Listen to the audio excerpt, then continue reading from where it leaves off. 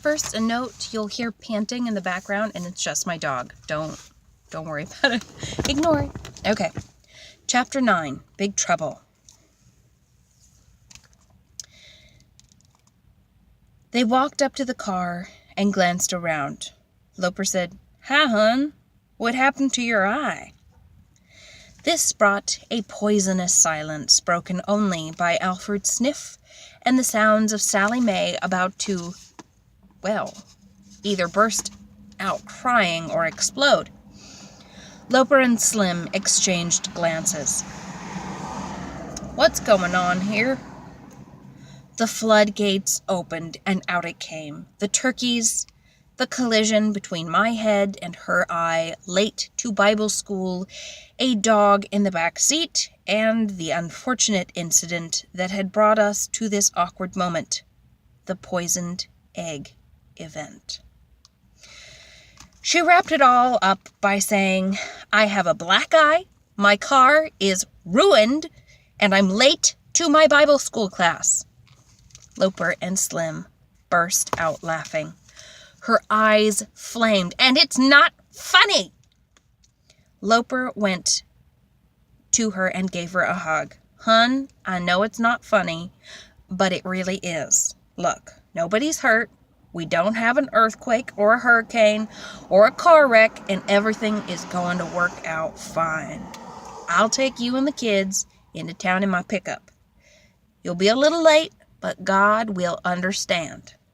At last she managed to squeeze up a little smile. "Well, I hope he does. But my car smells horrible. I don't know what that dog ate." "Not a problem, hun. Don't give it a thought. Slim can drive it back to the ranch and give it the full treatment." He turned to Slim and said, "In this time of crisis, I need to be with my family." Slim gave him a frigid glare. "Yeah, and you're a low-down skunk." Loper winked. "Be happy in your work, and don't forget to take the dog." The family seemed to be in a better mood when they climbed into the pickup, but Slim wasn't anywhere close to being in a good mood. When the pickup pulled onto the highway and sped off into town, he glared after it and with smoldering eyes yelled, this is an exact quote, he yelled, "I hired on to this outfit as a cowboy. Nobody said anything about cleaning up dog drool." Boy, was he really steamed. He stood there for a moment, boiling and fuming, then saw a paper cup on the side of the road. He stomped over to it and kicked it with all his might. It was a great kick. His right leg went high in the air, the cup crunched and flew all the way across the ditch. The sad part was that Slim put so much passion into wrecking the cup, he pulled the hamster muscle on the back of his thigh. The hamstring muscle, I guess it should be, and it must have hurt like crazy. He let out a howl, grabbed his leg with both hands, bent over it like a turkey, and started hopping around. Well, I hadn't planned on putting in an appearance this soon, but what's a dog to do? We're loyal to the little children, and we're loyal to our cowboy companions. Cowboys and cowboys, cow dogs and cowboys go together like nitro and glycerin, I suppose. Or salt and pepper, or bacon and eggs. No, forget the bacon and eggs. The point is that my cowboy had wounded himself, and never mind that he'd done it in a display of childish, boneheaded behavior. One of the reasons dogs get along so well with cowboys is that, we understand childish, boneheaded behavior. You might even say, never mind. So, would I leave the safety of my position under the car and rush out to give comfort to my cowboy companion? You better believe it. I rushed out to give him aid and comfort, and it wasn't my fault that he tripped over me. He had eyes. I had just tried to get away from me. Fine. If he wanted to hop around like a one-legged goose on the side of a major highway and bring disgrace to every member of our ranch community, it was no skin off my nose. Let him make a spectacle of himself. You know, the relationship between cowboys and their dogs has been exaggerated. A lot of times, when they do silly things, we would rather not be associated with them. I slithered back under the car and watched him limp and moan. At first, it seemed merely childish and bizarre, but it turned funny when the driver of a passing car saw the drama and stopped.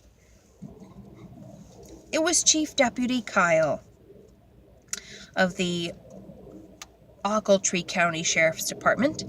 He got out of his squad car and walked towards Slim. "What's wrong? You hurt?" Slim hobbled over to the car and leaned against it.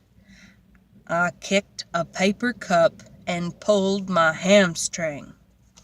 Deputy Kyle waited for the rest of the story. "Never mind. Stick your head inside that car and take a deep breath." Deputy Kyle did that and jumped back.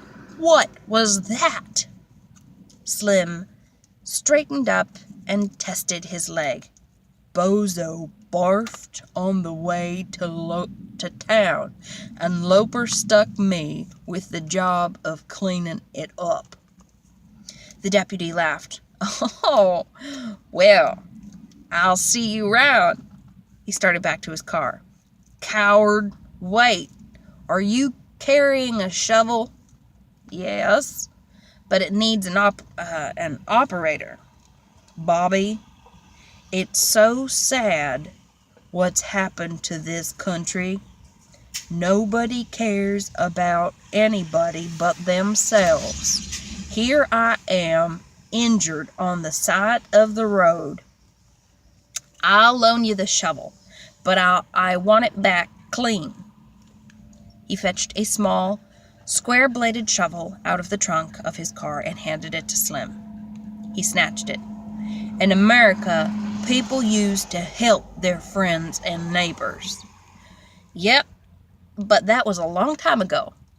Slim went to work on the cleaning project, and this seemed a good time for me to say hello to Deputy Kyle. You know, there's always been a bond between cowdog and law enforcement officers. In many ways, we're involved in the same line of work, don't you see? I crept out from beneath the car and gave the deputy a friendly smile. "Hello, Hank." He reached down and rubbed me on the ears. "How's it going, buddy?" From inside the car, we heard a series of odd sounds. It appeared that Slim was, gagging on the fumes. The deputy chuckled. "It's awful noisy out here, isn't it? Used to be. The countryside was quiet and peaceful, but anymore?" Slim dashed around to the backside of the car and, gee, what was he doing?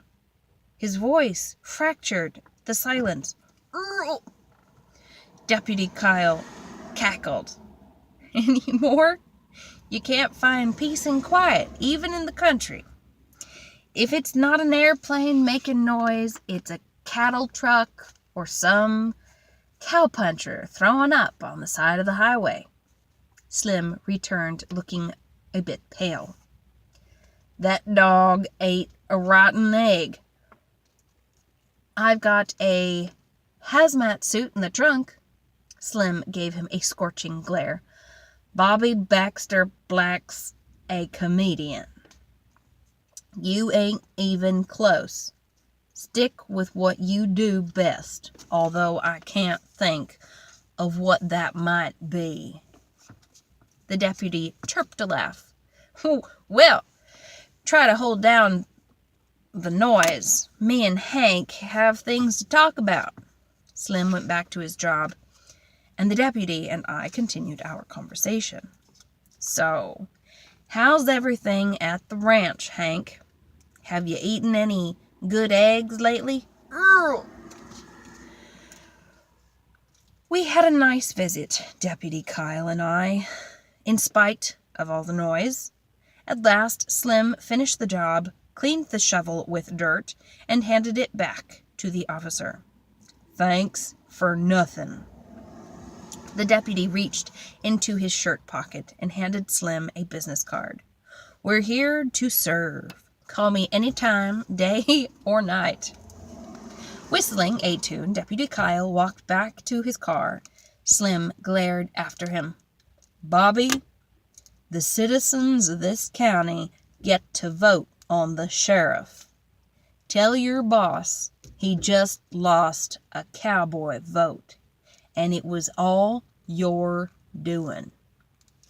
The deputy waved goodbye and drove off. Slim glared down at me. Well, I got rid of one pain in the neck, but I've still got you. Get in, and you can ride in the back with what's left of your breakfast.